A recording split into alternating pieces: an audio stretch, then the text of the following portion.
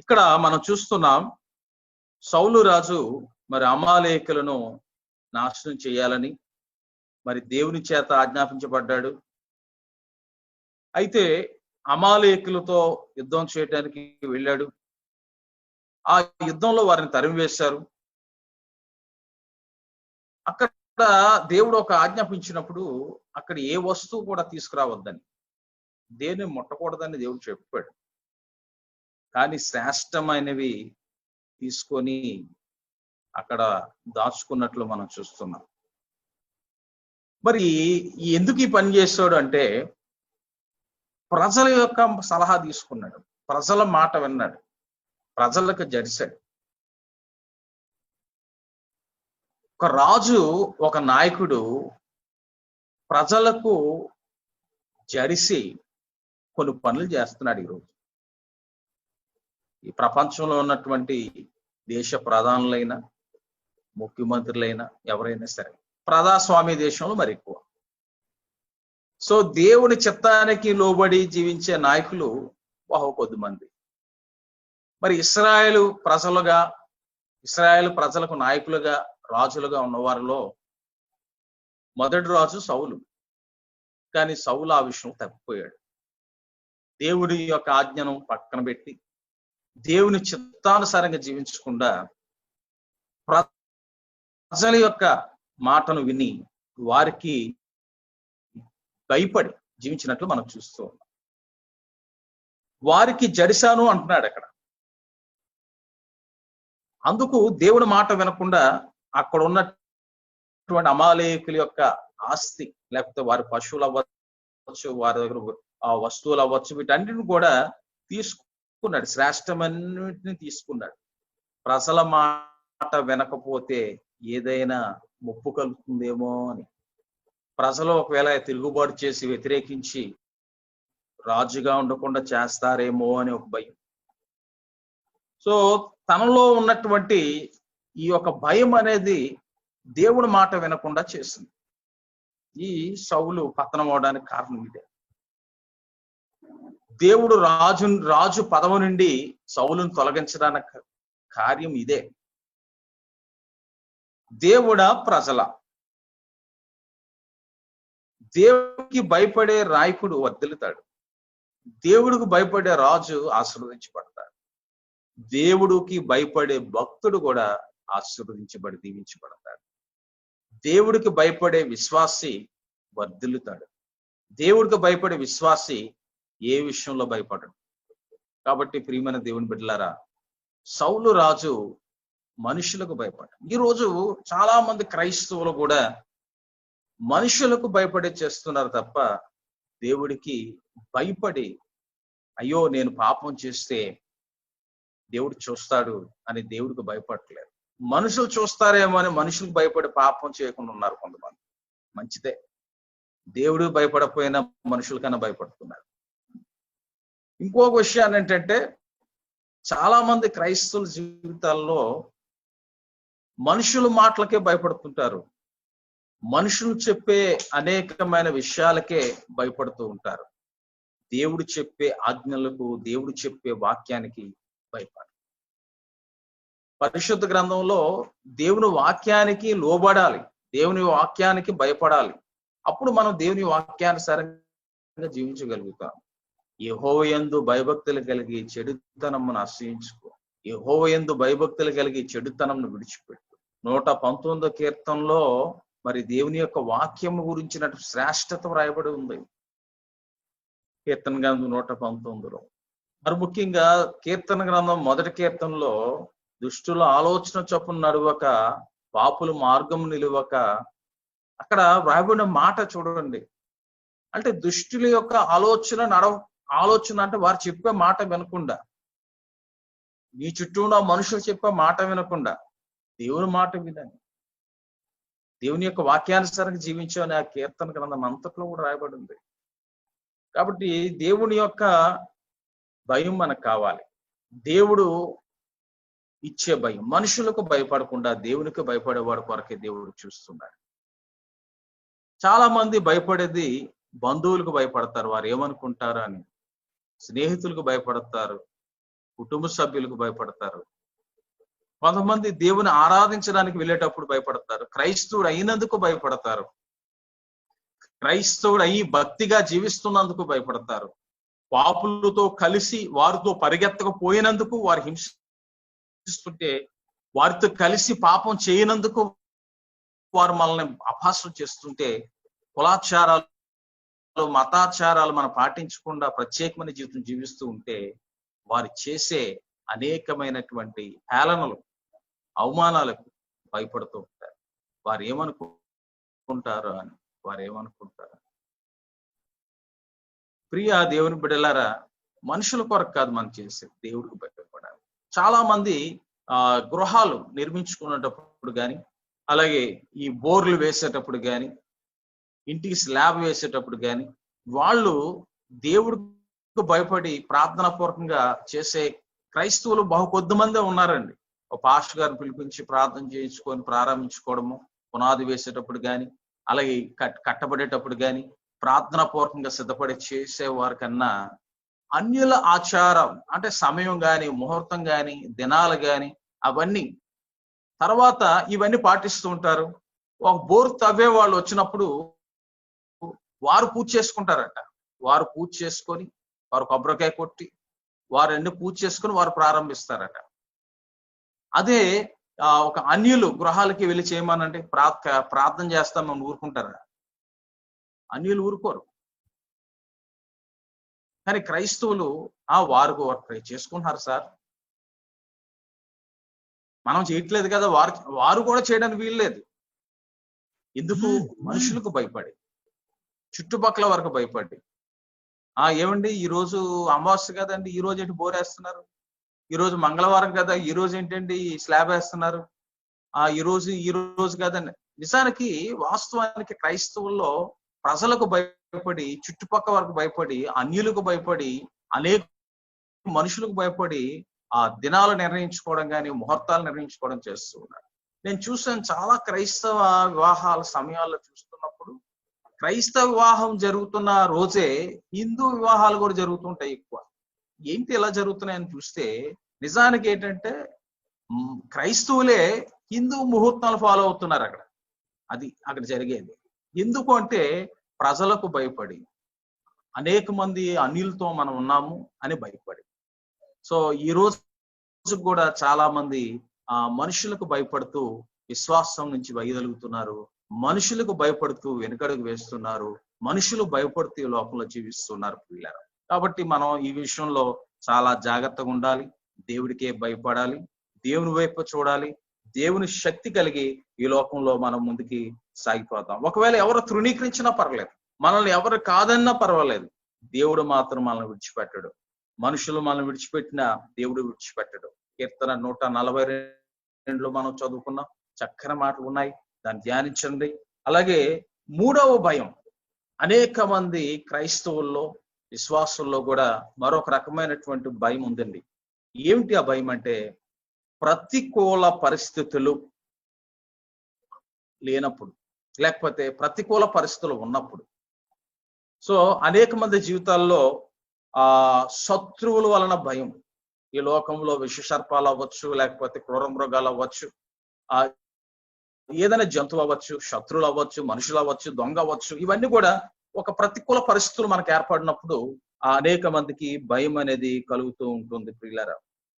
ఇక్కడ సౌలు విషయంలో మనం ఒకసారి చూద్దాం. 1 సమూయేలు 17వ అధ్యాయం 11వ వచనం ఒకసారి చదువుకుందాం. సౌలును ఇశ్రాయేలులందరూ ఆ ఫిలిష్తీయుని మాటలు వినినప్పుడు బహుభీతులైరి. ప్రియమైన దేవుని బిడ్డలారా, సౌలు అలాగే ఇశ్రాయేలు ప్రజలు కూడా ఈ ఫిలిష్తీయుడైనటువంటి గొల్యాతు మాటలు వినినప్పుడు భయపడ్డారు. గొల్యాతును చూడటానికే భయపడ్డారు. గొల్యాతు చెప్పిన మాటలు వినేసరికి వారికి ఇంకా భయం వేస్తుంది. సో సౌలు ప్రజలు అందరూ భయపడినట్లు మనం చూస్తున్నాం. ఒక శత్రువు, ఒక మానవ మాత్రుడు నిలబడ్డాడు ఎదురుగా. భయంకరమైన ఆకారం కలిగి ఉన్నాడు గొల్యాతు. మరి ఆ చేతిలో ఉన్న ఖడ్గం అవ్వచ్చు, అతడు వేసుకున్నటువంటి వస్త్రాలు, కవచాలు అవ్వచ్చు, వీటన్నిటి చూసి ఆ ఆజానుబాహుని చూసి భయపడుతూ వణికిపోతూ ఉన్నారు ప్రియులారా. సో ఈ భయానికి లోనవుతున్నారు. ఒక శత్రువు చూసే భయానికి లోనవుతున్నారు. ఒక ఆకారం చూసి భయపడే ప్రజలు ఉన్నారు. ఈ రోజు కరోనా వైరస్ కూడా ఒక ఆకారం లేదు. అది ఒక పదార్థంగా మనకు కనబడదు, కంటికి కనబడదు. కంటికి కనబడకుండా ఉన్న ఈ వైరస్, ఏ ఆకారం లేని వైరస్ ఒక శక్తివంతముగా ఒకరి నుంచి ఒకరికి అంటుకుంటూ అనేక మందికి ఆరోగ్యాన్ని నాశనం చేస్తూ మరణానికి దారితీస్తూ ఉంది. ఇది మనందరికీ కూడా ఒక శత్రువుగా పరిగణించబడింది. ప్రజలందరికీ కూడా ఒక శత్రువు, క్రైస్తవులకే కాదు అన్యులకి అందరికీ ఒక శత్రువు. సో ఇప్పుడు దీన్ని ఎదుర్కోవడానికి రకరకాల ప్రయత్నాలు చేస్తూ ఉన్నారు. అన్నిటికంటే ప్రయత్నాలు ముక్కు నోరు మూసుకుంటున్నాం, అలాగే దీని చేతులు కడుక్కొని శుభ్రపరచుకున్నాం, శానిటైజర్ రాస్తున్నాం, అనేక శుభ్రతలు పాటిస్తున్నాం, అనేకమైన చేస్తూ ఉన్నాం. సో ఎన్ని ప్రయత్నాలు మనం చేస్తున్నాం ఈ శత్రువుని ఎదుర్కోవడానికి. అయినా భయపడుతూ ఆందోళన చెందుతూ మరి రకరకాల భయాలతో మనం జీవిస్తున్నాం ప్రియులారా. ఇంకా కృంగిపోయే పరిస్థితి కూడా మనకు ఉన్నట్లు మనం చూస్తున్నాం. కృంగిపోయే పరిస్థితులు, క్రైస్తవులుగా విశ్వాసులుగా ఈ రోజు మనం కృంగిపోవద్దని మరొకసారి సెలవిస్తున్నాను.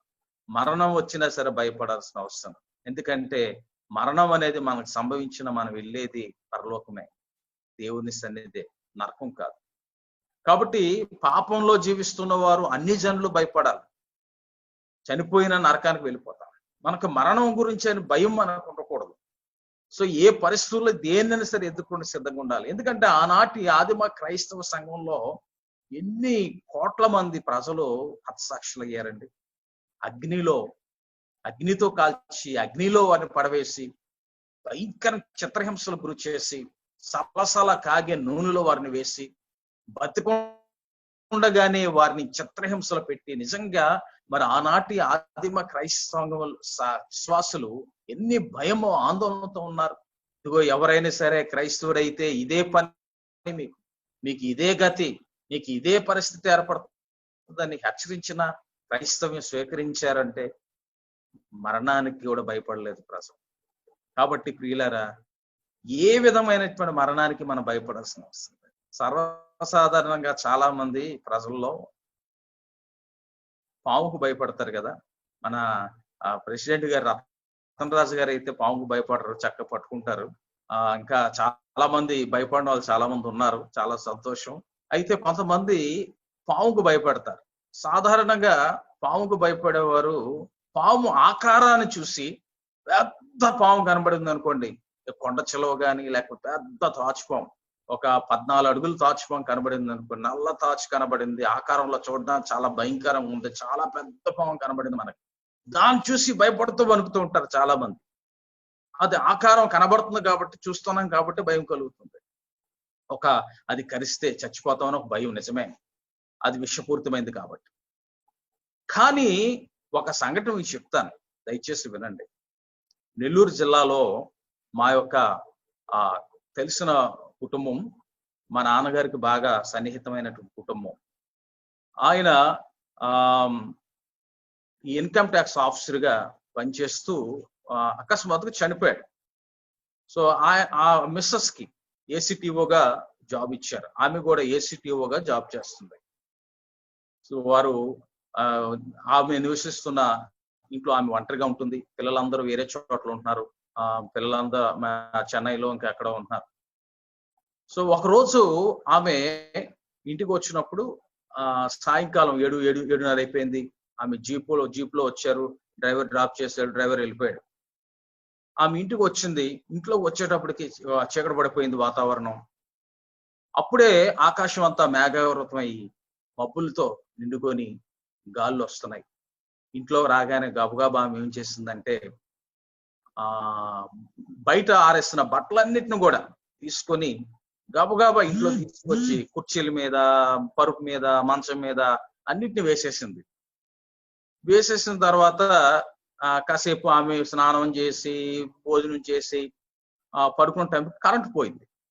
ఆమె ఇంట్లో కరెంటు పోవడం వల్ల మొత్తం వర్షానికి మొత్తం తీసేశారు. ఇన్వర్టర్ కూడా లేదు ఆ రోజుల్లో. ఆ పరిస్థితుల్లో ఒక ఇంకెందుకు చీకటి కదా, మళ్ళీ లైట్ ఎందుకులే అని చెప్పేసి అలా భోజనం చేసిన పడుకుంటున్నాను కదా అని చెప్పేసి ఆ పరుపు మీద వేసిన ఆ బట్టలన్నీ, చీరలు అట్లన్నింటిని కూడా పక్క తోసేసి పడుకుని పోయింది. కానీ రాత్రి ఆమెకు ఒక ఏదో దురద, ఏదో కరిసినట్టు ఒక భావన, మొత్తం ఒళ్ళంతా పాకేసి చాలా ఆందోళన చెందుతుంది. మంట, భయంకర మంట, తీవ్రమైన మంటతో బాధపడి క్యాండిల్ వెలిగించింది, లేచి చూసింది ఏం పురుగు కరిసిందా అని. వేలుడు అంత ఉందట, చిన్న పాము పిల్ల, కట్ల పాము పిల్ల, వేలుడు సన్నగా చాలా చిన్నది, వేలు అంత పొలం ఉంది పాము. గబగబా దాన్ని గుడ్డతోనే నొక్కేసింది, చంపేసింది, చచ్చిపోయింది. మళ్ళా ఆమె ఏం చేసిందంటే, ఆ పాము పిల్ల కదా చిన్నది, ఇదేం చేస్తుంది అనుకుంది. 10 నిమిషాల్లో తల తిరిగిపోతుంది, కళ్ళు తిరిగిపోతుంది. లాభం లేదని చెప్పి పక్క వాళ్ళు పిలిచి చెప్పింది. ఆ జర్రి అంత సైజులో ఉందంతే పాము, దాన్ని చూపించింది. వాళ్ళు అన్నారట, చిన్న పిల్ల కదండి, చిన్న పాము పిల్ల కదా, ఏం అవ్వదు పెద్దగా, ఎక్కడ మంట ఉంది, వాచిపోయింది ఆ ప్రాంతం. ఒళ్ళంతా పచ్చగా మారిపోతుంది దాని శరీరం, కాళ్ళు, చేతులు అన్ని కూడా ఏదో పగుల్లాగా వచ్చేస్తున్నాయి. లాభం లేదని చెప్పి మళ్ళా డ్రైవర్ కు ఫోన్ చేసి ఆ జీపు తెప్పించి తీసుకెళ్లే లోపు ఆమె చనిపోయింది. ఎందుకు చెప్తున్నానంటే, అక్కడ పాము పిల్ల అనేది చాలా చిన్నది, కనబడలేదు. అది కనబడటంలో చాలా చిన్నదిగా ఉంది, కానీ అది చాలా భయంకరమైనటువంటి విషయం ఎదజల్లుతుంది. ఎందుకో తెలుసా? పెద్ద పాములనట ఈ విషాన్ని కలిగి ఉండే గ్లాండ్స్ పూర్తిగా తయారవుతాయి గనుక అది కరిసినప్పుడు ఆ గ్లాండ్స్ లో ఉన్న విషం మాత్రమే ఒక ట్రిప్ కి కొంచెం మాత్రం వస్తుందట. చిన్న పాము పిల్లకి గ్లాండ్స్ ఇంకా రావు, అది పెద్ద అయిన తర్వాత గ్లాండ్స్ పూర్తిగా వస్తాయట. ఆ చిన్న పాము పిల్లకి మనం అనుకుంటాం చిన్నదే కదని, కానీ దాని శరీరం అంతా విషమే, దాని మొత్తం విషమే. ఎక్కువ మోతాదులో విషాన్ని మన రక్తంలోకి పంపిస్తుంది, అంటే మన బాడీలో పంపిస్తుంది. నేను అనుకుంటున్నాను ఈ వైరస్ ను చూసి కూడా కనబట్టలేదు, మనకి ఆకారం కనబట్టలేదు, అసలు ఏమీ లేదు అసలు దీంట్లో. ఒక మాయిలాగా పాజిటివ్ వచ్చింది అనుకుంటున్నాం, మందులు వాడుతున్నారు, అన్ని చేస్తున్నారు, కానీ ఎంత పరిస్థితిలో ఉందంటే కనబడనటి అది మరణం వరకు దారితీస్తుంది. సరైన ట్రీట్మెంట్ లేకపోయినా, మనం ఏం నిర్లక్ష్యం చేసినా కూడా చాలా పరిస్థితులు దారితీస్తుంది, మనం చూస్తున్నాం. ఇక్కడ ఒక ఆకారం కనబడుతుంది, గొలియాతు ఆకారం. ఈ ఆకారాన్ని చూశారు వాళ్ళు, ఆకారాన్ని చూసి భయపడుతూ ఆందోళన చెందుతున్నారు. చాలా దారుణంగా భయపడినట్టు చూస్తున్నాం. సౌలు రాజు గాని, ఇశ్రాయేలు ప్రజలు గాని భయపడి ఆందోళన చెందారు. పిల్లలు, దేవుడు దావీదుని ఏర్పాటు చేసుకున్నాడు. దావీదు భయపడలేదు, దేవుని మీద విశ్వాసం ఉంచాడు, దేవుని వైపు చూశాడు. పిరికితనం అనేది దావీదులో లేదు. దేవుని ఆత్మతో నింపడ్డాడు, దేవుడిచ్చి జ్ఞానాన్ని ఉపయోగించాడు, కేవలం వడిసెలు మాత్రం తీసుకుని వచ్చాడు. అతను ఎదురుగా నిలబడ్డాడు, ధైర్యంతో ఆ వడిసెల ద్వారా కేవలం ఒక రాయిని విసిరి నుదుటి మీద తగిలేటట్లు కొట్టి ఆ భారీ శరీరమైనటువంటి గొలియాతును పడద్రోశాడు. వాడు పడిపోయిన తర్వాత అదే ఖడ్గంతో వాడి తల నరికినట్లు మనం చూస్తున్నాం. ప్రియమైన దేవుని బిడ్డలారా, శక్తి కలిగిన ఆత్మను దేవుడు మనకి ఇచ్చాడు. ఈరోజు మనం అనుకుంటున్నాం ఏమీ లేదు, చిన్నదే అనుకుంటున్నాం, కానీ మన కనబడింది ఏదైనా భయంకరమే. ఈ కరోనా వైరస్ కూడా చిన్న విషయం కాదండి, ఎందుకంటే ప్రపంచం అంతా గడగడలాడుతుంది. ఒక యుద్ధానికి, ఒక అణుబాంబుకు కూడా భయపడే పరిస్థితి. ఒక అణుబాంబు వేస్తే ఏదో ఒక దేశం, ఒక భాగం నాశనం అవుతుంది, కానీ ప్రపంచం అంతా ఒకేసారి ఈ వైరస్ ద్వారా అనేక మంది మృతి చెందుతూ అనేక మంది నాశనం అవుతున్నారు, భయపడుతున్నారంటే అణుబాంబు కంటే భయంకరమైన పరిస్థితిలో ఉన్నాం. మీకు భయపడాలని కాదు, కానీ కనబడనిది అతి స్వల్పంగా అనిపిస్తుంది, మనం భయపడుతున్న రోజులు. కానీ దేవుని శక్తితో మనం ధైర్యంగా ఎదుర్కోవాలి. దేవుడు ఆత్మశక్తిని మనకు అనుగ్రహించాడు. పిరికితనం ఆత్మ మనకి ఇవ్వలేదు. కాబట్టి దేనిని సరే ప్రార్థన పూర్వకంగా దేవుని సన్నిధిలో ప్రార్థనలో గడిపి విశ్వాసంతో ధైర్యంగా ముందు సాగిపోదాం. రాజు అయిన సౌలు ఆ విధంగా పిరికితనం కలిగి ఉన్నట్లుగా మనం చూస్తున్నాం. పౌలు చెప్తున్నాడు తిమోతికి, ధైర్యంగా ఏ విధంగా ఉండాలి, ధైర్యంగా సేవ ఏ విధంగా చేయాలి, క్రైస్తవ జీవితంలో ఎన్ని శ్రమలు వచ్చినా ధైర్యంగా ఏ విధంగా ముందుకు పోవాలి, తన మీద ఉండకూడదు, భయపడకూడదని తిమోతికి చెప్తూ ఉన్నాడు. ఈరోజు దేవుడు మనతో కూడా మాట్లాడుతూ ఉన్నాడు.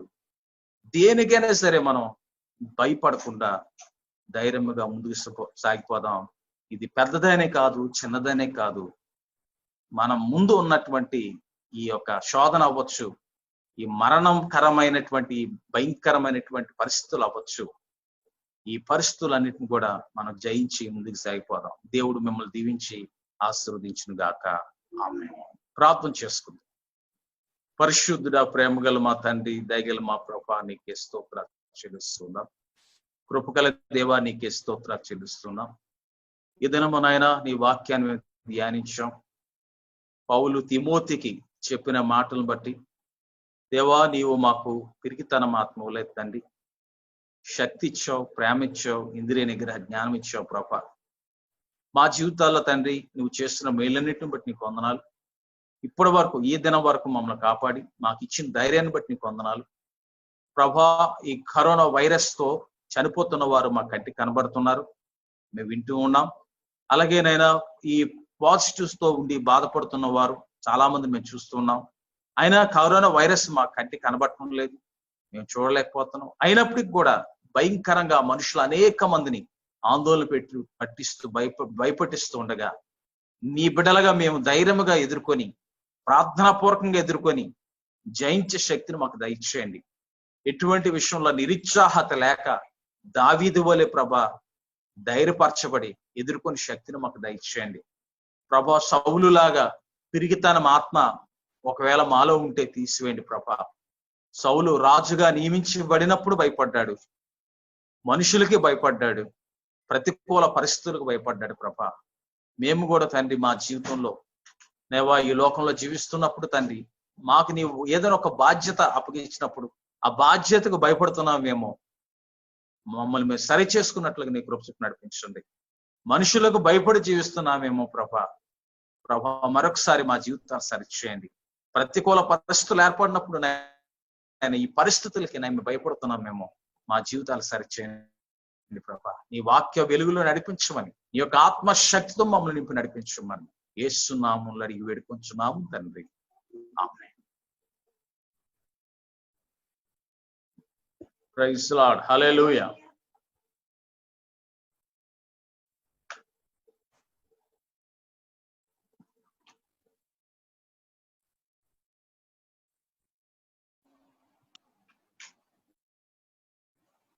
ఇంతవరకు చక్కని వాక్య సందేశం అందించినటువంటి కల్వరి ప్రార్థనా సంఘం పాస్టర్ గారికి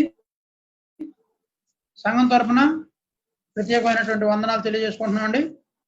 ఇప్పుడు ప్రకటనలు ఏమైనా ఉంటే సెక్రటరీ గారు చెప్పవలసిందిగా ఆహ్వానిస్తున్నాం. సెక్రటరీ గారు లేదా జాయింట్ సెక్రటరీ గారు సతీష్ కుమార్ గారు ప్రకటనలు ఏమైనా ఉంటే చెప్పండి.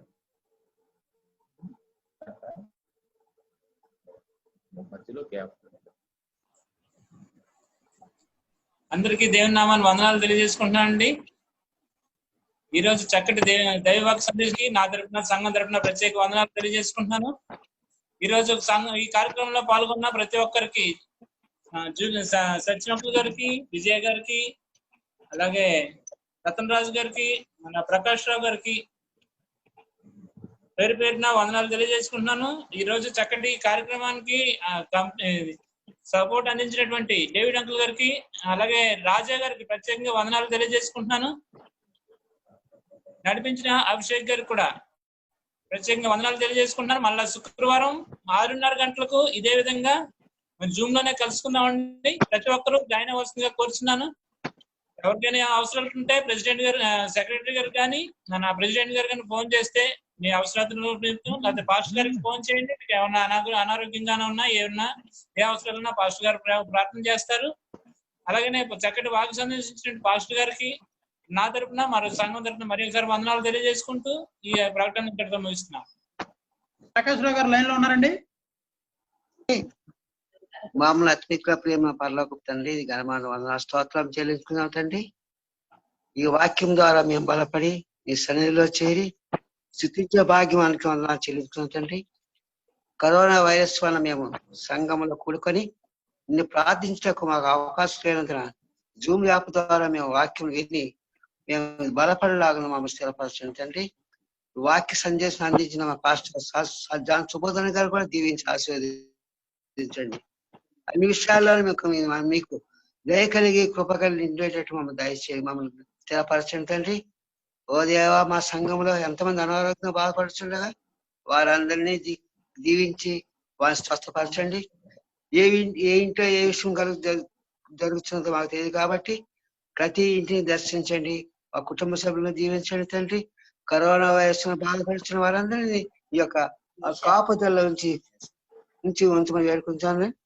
యేసు రక్తం జయముగా ఉన్నట్టు వారికి దయచేయండి తండ్రి. ఓ దేవా, ఈ దేశాన్ని కాపాడండి తండ్రి.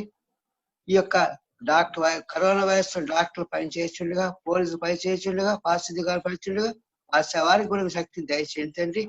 ఈ యొక్క కరోనా వైరస్ ని ఏ విధంగా పారద్రోలని నీకు తెలిసిన తండ్రి. కాబట్టి మీరే ఆ కరోనా వైరస్ పారద్రోలి మీ అందరూ కలిసి సెలవు వచ్చేది మీకు సృష్టించే భాగ్యం అందరికి దయచేయమని యేసు పరిశుద్ధం అడిగి వేడుకొంచున్నాం తండ్రి. ఆమేన్.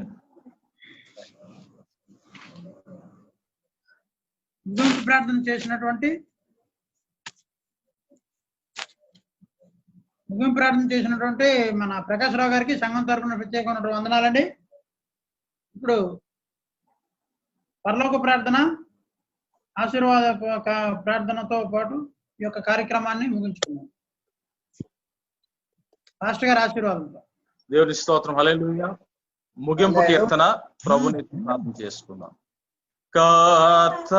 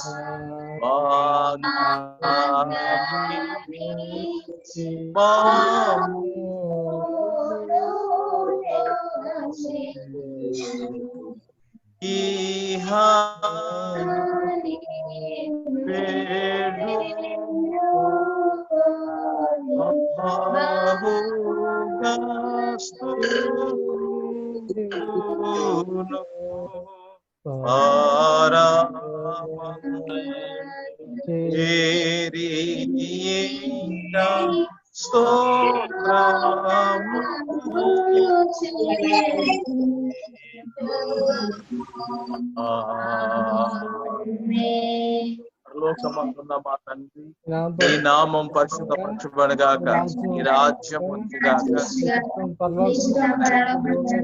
నెరవేరుగాక. మాకు కావలసిన అనుదిన ఆహారం దయచేయము. మా రుణస్తులకు క్షమించిన ప్రకారం క్షమించము. మమ్మల్ని శోధనలు తేక కిండి తప్పించు. ఎందుకంటే రాజ్యము, బలము, మహిమ నిరంతరము నీవే తండ్రి. ఆమేన్. మన తండ్రి అయిన దేవుని ప్రేమ, మన ప్రభు అయిన రక్షకుడైన యేసు క్రీస్తు యొక్క కృపా సమాధానము, పరిశుద్ధాత్మ యొక్క సహవాసమును పాల్గొన్న ప్రతి భక్తికి, కుటుంబానికి, సంఘమున ప్రతి విశ్వాసి కుటుంబానికి